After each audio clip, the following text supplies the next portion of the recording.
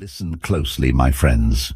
You are losing. Right now, in this very moment, something is being taken from you. Not your money, not your time. Something far more precious. Your mind is being stolen, piece by piece. And the terrifying truth is, you handed it over willingly. You woke up this morning with the same potential as Marcus Aurelius, the same 24 hours, the same capacity for iron discipline. And yet, before the sun had fully risen, your attention was already fractured, pulled in 17 directions by noise that means nothing and people who matter even less. This is not a motivational video. This is an intervention. Because the ancient Stoics, men who ruled empires, survived exile, and faced death without flinching, they left behind a precise, ruthless, battle-tested system for protecting the most powerful force a human being possesses. Not wealth, not status, not strength. Focus, the controlled, deliberate, unbreakable direction of the mind toward what truly matters. And almost nobody is using it. Epictetus was born a slave. Beaten, owned. His leg was broken by his master, and he sat there, calm, still, sovereign, and said, "You can break the bone, but you will never break what is mine." That thing he was protecting, his attention, his inner citadel, his focus. If a man in chains could guard his mind so completely that no master could touch it, what is your excuse? What chaos are you surrendering to that a slave refused to yield to? In the next hour, I'm going to give you 10 Stoic habits. Not theories, not inspirational poster quotes. Real, hard, ancient practices that will shatter your distraction and rebuild your concentration into something almost frightening. Something that makes people around you uneasy, because focused people always make the unfocused uncomfortable. Stay with me. Every single habit matters. Miss one and you miss the architecture. Watch this complete. Because by the end, your mind will never approach focus the same way again.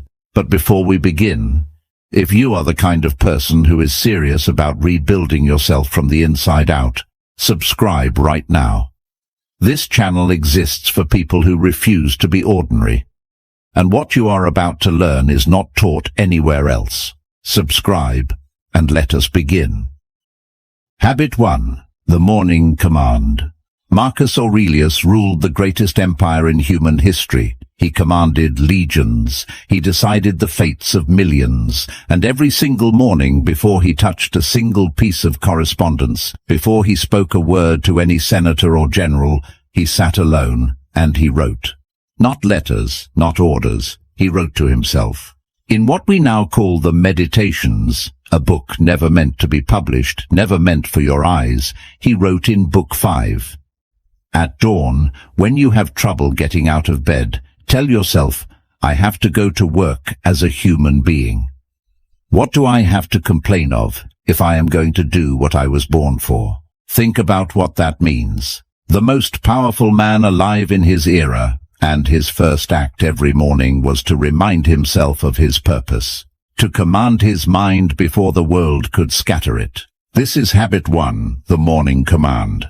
Most people wake up and immediately reach for their phone. Within 30 seconds, their mind has been colonized by other people's emergencies, other people's opinions, other people's noise. They have surrendered the most sacred window of the day, that thin, luminous moment between sleep and waking, to the chaos of the outside world. The Stoics called this window prosos, watchful attention to the self. A deliberate pause before the world begins its assault. Here is what you do instead. Before you touch your phone, before you speak a word, before you open a door or check a notification, you sit 5 minutes, 10 if you can manage it. You ask yourself one question and you answer it honestly. What is the single most important thing I must give my mind to today? Not the most urgent, not the most demanded. The most important. There is a brutal difference between the two. Urgent things scream, important things whisper. And in a world engineered to make everything feel urgent, The Stoic morning practice is the only way to hear the whisper before the screaming begins. Seneca wrote to his friend Lucilius in a letter that has survived 2,000 years, Omnia aliena sunt, tempus tantum nostrum est. Everything else belongs to others. Time alone is ours. Your focus is time made visible. When you scatter your focus, you are not just wasting attention, you are spending the only currency that cannot be earned back. The morning command is not a ritual for comfort. It is an act of war. It is you, standing at the gate of your own mind, deciding what enters and what does not. Every morning you fail to do this, you leave the gate open. And in this world, trust me, something will rush through it. Command your morning, or the morning commands you. Habit 2. The single arrow. Seneca, writing from Rome in the 1st century, surrounded by the most sophisticated and seductive civilization the ancient world had ever produced, looked at his society and said something that sounds like he wrote it yesterday. He wrote, "To be everywhere is to be nowhere." Read that again. To be everywhere is to be nowhere. He was watching Romans try to do everything simultaneously, attend every banquet, pursue every pleasure, manage every relationship, chase every ambition at once. And he saw the result clearly: men who were busy beyond measure and accomplished nothing of depth. Men who touched everything and mastered nothing. Men who, at the end of their lives, could not point to a single thing they had truly, completely given themselves to. This is the trap that is devouring your generation right now. You call it multitasking. The Stoics would call it self-fragmentation, a voluntary fracturing of the only tool you have. Here is what neuroscience has confirmed about what Seneca knew by observation alone. Your brain does not multitask. It switch tasks. Every time you move your attention from one thing to another, there is a cognitive switching cost. A tax paid in clarity, in depth, in mental energy. A Stanford study found that heavy multitaskers were actually worse at filtering irrelevant information than people who rarely multitasked. Not better, worse. They had trained their minds to be perpetually scattered. They had practiced distraction until distraction became their default state. Habit 2 is the single arrow. The Stoics trained in archery not only as a physical discipline, but as a philosophical one. An arrow cannot serve two directions. The moment you try to aim at two targets simultaneously, you hit neither. This is not metaphor. This is the architecture of excellence. Cato the Elder, the Roman senator who so terrified Carthage that he ended every speech, regardless of topic, with the words "Carthage must be destroyed," was described by his contemporaries as a man of singular focus. When Cato worked on a legal case, there was no other case. When Cato spoke to you, there was no other person in the room. He was entirely, frighteningly present in whatever he had chosen to do. This is what made him formidable. Not genius, not talent, the refusal to divide himself. Practice this today. Choose one thing, one task, one conversation, one piece of work, and give it everything. No second screen, no background noise, no checking while doing, just the task and the full weight of your undivided mind. You will be shocked by what you produce. You will be shocked by how different it feels to be truly present in your own life. The single arrow does not move fast, it moves true. Habit 3, the subtraction discipline. There is a story told about Michelangelo. When asked how he created the statue of David, that sublime, terrifying, perfect figure, he replied simply, "I removed everything that was not David." The Stoics understood this principle with an almost brutal clarity. Marcus Aurelius wrote in his Meditations, "If you seek tranquility, do less."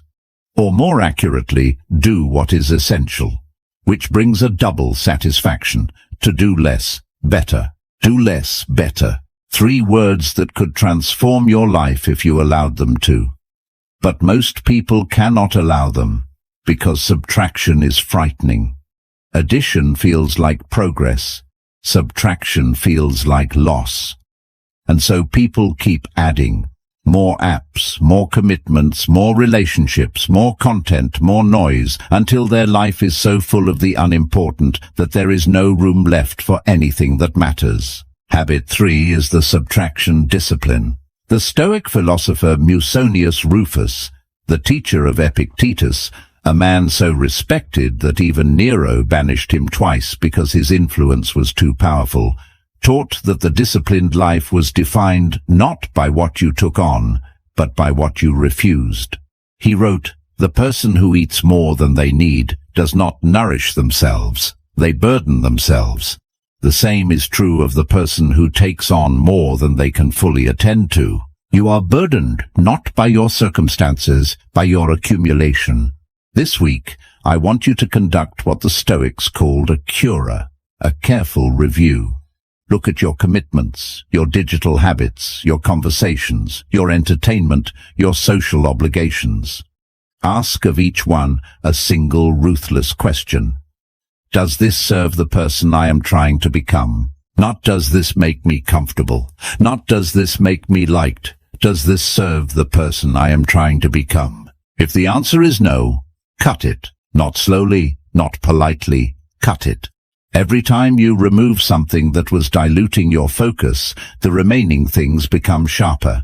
Your energy does not spread thinner, it concentrates. And concentrated energy, like concentrated light, can burn through almost anything. David was always inside the marble. Marcus Aurelius knew that the life you want is already inside you, buried under everything you have not yet had the courage to remove. Subtract, and watch what emerges. Habit 4, the fortress hour. In 177 AD, Marcus Aurelius was fighting a war on two fronts, the Marcomannic Wars in the north and a plague that was killing 5,000 Romans a day. He was simultaneously emperor, general, judge, and philosopher. The administrative demands on him were beyond anything most people in history have ever faced. And somehow he produced the Meditations. 12 books of the most precise, honest, psychologically sophisticated thinking in the ancient world, written not in a quiet library, but in a military tent at the edge of the known world, surrounded by death. How? Because he protected time for deep thought the way he protected supply lines. Not when convenient, not when everything else was done. He protected it first, because he understood that without the clarity deep thinking produced, everything else would fail. Habit 4 is the fortress hour. The Latin term for this in Stoic practice was otium. Not idleness, but deliberate, protected, undistracted time given to the work that matters most. Seneca wrote extensively about this. He warned that the man who has no time set aside for himself, genuinely set aside, defended, inaccessible, that man belongs entirely to others. He wrote, "Recede into ips, withdraw into yourself as much as you can. This is not introversion, this is strategy. Every day you must have at least 1 hour, ideally the same hour every day, where you are completely unavailable. Phone off, door closed, or location removed from the world. No emails, no messages, no interruptions. Just you and the work that demands your deepest attention." This feels impossible to most people, and that feeling of impossibility is precisely the evidence that you need it. Because what you are really saying when you say you cannot find one undisturbed hour is, I have given every hour of my existence to everyone and everything except what I care about most. The fortress hour is not selfish. It is the condition under which everything valuable gets created.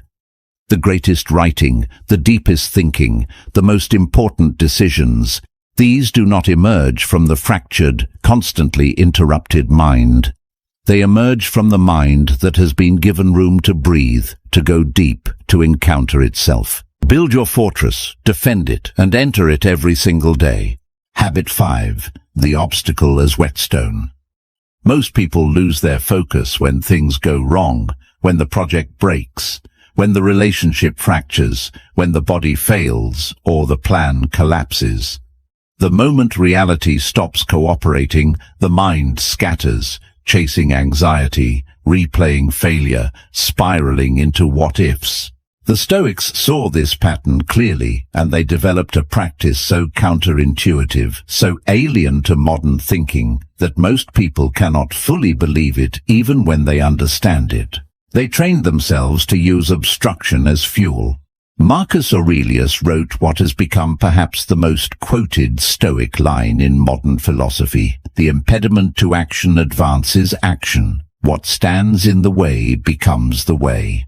But most people quote this line and misunderstand it. They think it means stay positive. It does not mean stay positive. It means something far more practical and far more demanding. It means the harder the thing in front of you, the more fiercely you must direct your attention toward it, not away from it, toward it. Habit 5 is the obstacle as whetstone. A whetstone sharpens a blade by creating friction. The harder the stone, the sharper the edge. The Stoics understood that difficulties, frustration, resistance, failure, opposition were not interruptions to the focused life. They were the very material from which focused power was forged. Epictetus taught this with the uncompromising clarity of a man who had been forced to learn it the hardest way. It is not things that disturb us, but our judgments about things. The Stoic word for this was crisis, the act of judging, of deciding what a situation means. When something difficult arrives, most people make the same automatic judgment. This is a problem that prevents me from focusing. The Stoic retrains that judgment into something else entirely. This is a problem that requires me to focus. There is a Roman story about Zeno of Citium, the founder of Stoicism, who, after losing an entire ship's worth of cargo in a wreck, walked to Athens and enrolled in philosophy. When asked later if the shipwreck had been a tragedy, he said, "Fortune drove me to philosophy by giving me nothing else to go to." The greatest catastrophe of his life became the instrument of his greatest achievement. What obstacle in your life right now? What frustration, what resistance, what difficulty could serve as the whetstone that sharpens you?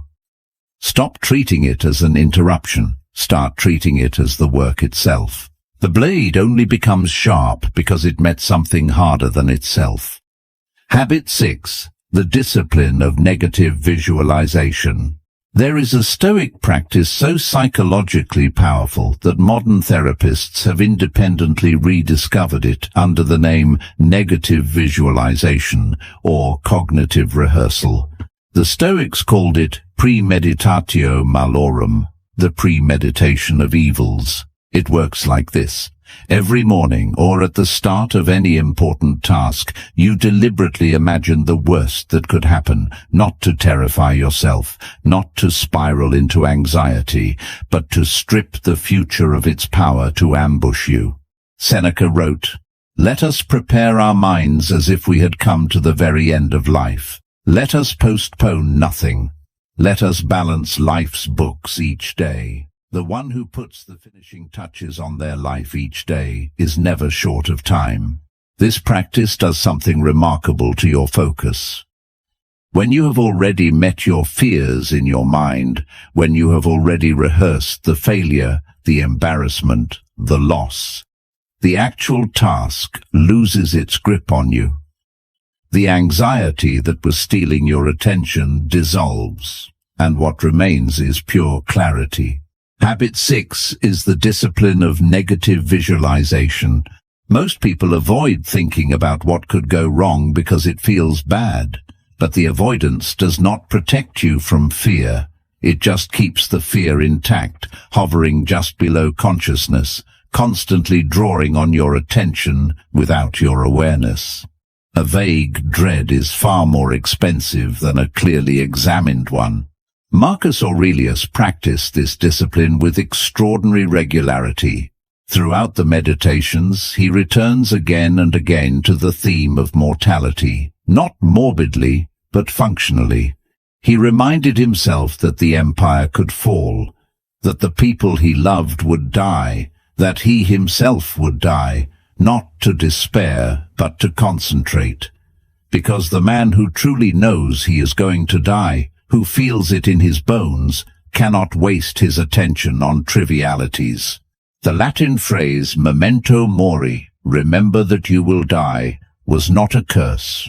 It was the most powerful focusing device in Roman philosophy. Try this today. Before you begin your most important work, sit for 3 minutes and ask, what is the worst realistic outcome if I give this my full attention and still fail? Examine it. Name it. Look at it directly. You will discover something remarkable. The fear that was diffusing your focus becomes, when you look at it squarely, far smaller than it felt in the shadows. And with the fear defanged, your focus becomes absolutely fearless. Habit 7. Guard your company with your life. There is a line from Epictetus that most people read and agree with immediately, and then proceed to completely ignore. He wrote, "If you wish to improve, be content to appear clueless or stupid about external things. Do not wish to seem knowledgeable about anything, and if some people think you are important, distrust yourself." But his more practical warning, the one that cuts directly to your focus, was this: above all, keep a close watch on this, that you do not keep company with another person of your old habits. For if you do, you must either become like them or make them like you. There is no neutral ground when it comes to the people you spend your time with. Either you are being lifted or you are being diluted. Habit 7 is guard your company with your life. The Roman aristocracy had a term, contagio, contagion, which they applied not just to disease but to character. Seneca wrote, "Choose associates who are likely to improve you. Welcome those whom you yourself can improve." The process is mutually beneficial. He also wrote something even more blunt: recede in the ipse quantum potes. Withdraw into yourself as much as possible, and mix with those who are likely to make a better man of you. Welcome them to your house too. Think about the 5 people you spend the most time with. Not who you wish you spent time with, who you actually practically spend your time with. Do they speak about building things or about tearing things down? Do they expand your sense of what is possible, or do they remind you of every reason why things cannot work? Do they protect their focus, or do they scatter yours every time you enter their presence? Scattered people are not evil, but they are contagious. Their anxiety becomes your anxiety. Their distraction calls to your distraction. Their refusal to live with intention quietly undermines your own. This is not theory. You have felt it. You have been in the presence of someone chaotic and felt your own clarity drain away. You have been in the presence of someone deeply focused and felt something in you sharpen. Your attention responds to its environment. Protect the environment. This does not require cruelty toward those you love who are struggling. It requires honesty. It requires the courage to limit your exposure to people and conversations that reliably leave you scattered, and to deliberately seek out people whose presence pulls you upward. Epictetus did not say be content to appear stupid about this. He said guard it with everything you have. Your focus is only as strong as the company it keeps. Habit 8. The evening audit. Every evening, without exception, Seneca conducted what he called a daily audit of his soul. He described it in a letter to Lucilius that reads like a private confession made public. "When the day is done and I have gone to bed, I review my whole day, my deeds and words. I hide nothing from myself. I pass nothing by." Then he lists 3 questions he asks himself every night. Did I do anything wrong today? Did I waste any time today? What did I learn today that made me better than I was yesterday? This is not journaling as a self-help exercise. This is ruthless self-examination in the tradition of the Roman courts, where Seneca had spent his career, applied to the most important case he would ever argue, his own life. Habit 8 is the evening audit. Most people end their days the way they began them, unconsciously. They collapse into bed having been swept through 16 hours by whatever happened to demand their attention, with no review of how their focus was spent and no preparation for how it will be spent tomorrow. And then they wonder why nothing changes. The evening audit breaks this cycle. It inserts consciousness between today and tomorrow. It forces you to account for your attention the way a serious investor accounts for their capital. Ask yourself tonight and every night 3 questions. Where did my focus go today? Not where was I supposed to give it. Where did it actually go? Was it where I chose to direct it, or did the day simply carry it wherever the current was strongest? Where did I allow my attention to be stolen? Was it the phone? A conversation that should have been shorter, an anxiety I fed instead of examined? Name the thief precisely. And finally, what single change in tomorrow's behavior would return the most focus to the most important work? Just one, not a list of resolutions, one surgical change. Marcus Aurelius ends many entries in the Meditations with a tone of profound impatience, with himself, with his failures, with the gap between who he was and who he knew he could be. This is not self-flagellation. It is the productive dissatisfaction of a man who refused to let himself become comfortable with anything less than his full capability. The evening audit is the instrument of that productive dissatisfaction. It keeps the gap visible, and visible gaps get closed. 30 days of honest auditing will show you more about the true patterns of your focus than any productivity system ever devised. Habit 9. The body as instrument, not enemy. There is a moment in the Meditations where Marcus Aurelius, writing after a day of administrative and military demands, addresses himself with a sharpness that still cuts across 20 centuries. He writes, "Treat the body rigorously so that it may not be disobedient to the mind. Not indulgently, not extravagantly, rigorously, because the emperor understood something that our culture, obsessed simultaneously with physical aesthetics and physical neglect, refuses to sit with. The body is not separate from your ability to think. It is the instrument through which thought happens. A degraded instrument produces degraded music. Habit 9 is treating the body as instrument, not enemy. The Stoics were not ascetics in the manner of some Greek philosophical schools. They did not advocate for the punishment of the body or the glorification of physical suffering. Their position was more precise and more demanding. The body must be fit to serve the mind's purpose, not more, not less, fit to serve. Seneca wrote, "I do not exercise my body for its own sake. I exercise it so that it does not become a burden to my thinking." What does this mean practically? It means that the fatigue you are fighting every afternoon, that fog, that inability to hold a thought, is not a motivational problem. It is a physical one. It is the result of insufficient sleep, of food chosen for comfort rather than clarity, of a body that has been sitting still for so long it has begun to rebel. The prefrontal cortex, the part of your brain responsible for concentration, decision-making and impulse control, is profoundly affected by sleep deprivation, poor nutrition, and physical inactivity. This is not metaphor. When you fail to sleep, your prefrontal cortex literally operates with reduced blood flow. Your ability to concentrate is chemically compromised before the day has even begun. Cato the Elder, who was famous for his physical austerity, walked everywhere when other Roman senators rode. He worked in his fields. He ate simply and slept adequately.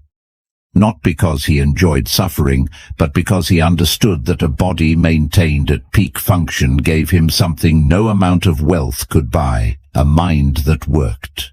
Here is the minimum the Stoic framework demands: sleep 7 to 8 hours.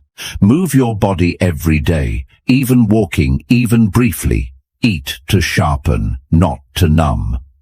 These are not lifestyle recommendations. They are the maintenance requirements of the instrument through which all your focus flows. You cannot build a cathedral with a broken hammer. Take care of the hammer. Habit 10. Live as though the moment is all you have, because it is. In the 5th book of the Meditations, Marcus Aurelius writes something so stark, so direct, so utterly stripped of sentiment that most readers pass over it without fully letting it land. He writes, "You could leave life right now. Let that determine what you do and say and think. You could leave life right now. Not someday, not in the distant future when your health declines or your age catches you. Right now. This afternoon, this hour."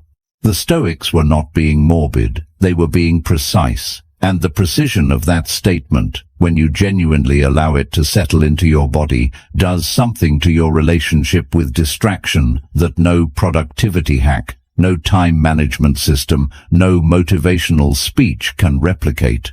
It makes triviality visible. When you carry the genuine awareness that this moment is finite and unrepeatable, not as an abstract philosophical position, but as a living, breathing reality, the notification on your phone loses its urgency. The argument that was consuming your attention becomes obviously unworthy. The procrastination, the distraction, the endless deferral of the things that matter most, all of it suddenly looks like what it is, the squandering of an irreplaceable inheritance. Habit 10 is this: live as though the moment is all you have, because it is. Seneca wrote to Lucilius in perhaps the most urgent letter in the entire collection, Ita fac, mi Lucili, vindica te tibi. Do this, my Lucilius. Claim yourself for yourself. Claim yourself for yourself. Not for your employer. Not for your social media audience. Not for the expectations of people who do not share your goals and will not share your regrets. For yourself. Now. Today. This is not selfish. It is the prerequisite for everything else. The person who has not claimed their own attention cannot give anything real to anyone. The person whose mind belongs to everyone except themselves produces nothing of depth, loves with nothing of fullness, lives with nothing of meaning. The Stoics understood that time is the only resource that cannot be stored, cannot be earned back, and cannot be borrowed.